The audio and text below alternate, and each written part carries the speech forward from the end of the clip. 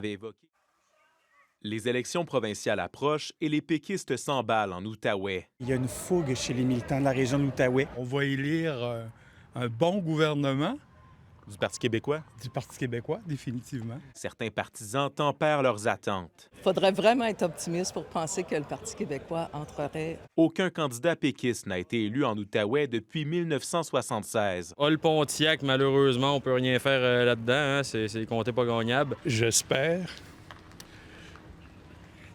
mais je n'y crois pas, hélas. La tâche du PQ s'annonce ardue après une déclaration controversée de son chef en mars. Il y en a parmi vous qui apprendront que votre emploi ne peut pas être continué. Paul Saint-Pierre Plamondon avait évoqué des pertes d'emploi pour les fonctionnaires fédéraux dans un Québec souverain. Notre premier ministre canadien, il vient de couper 40 000 emplois fédéraux. Notre chef, avec le livre bleu qu'on a, lui, c'est clair, il va avoir des coupures.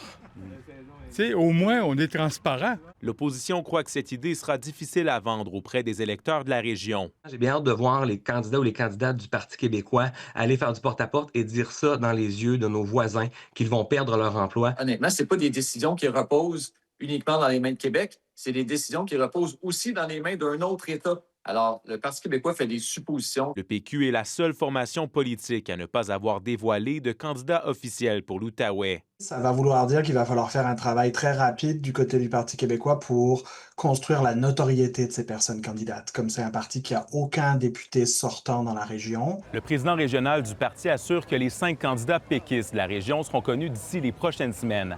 Mais le temps presse alors que la campagne électorale pourrait être déclenchée dès la fin du mois ou au plus tard, au début septembre. Ici Félix Pilon, Radio-Canada, Val-des-Monts.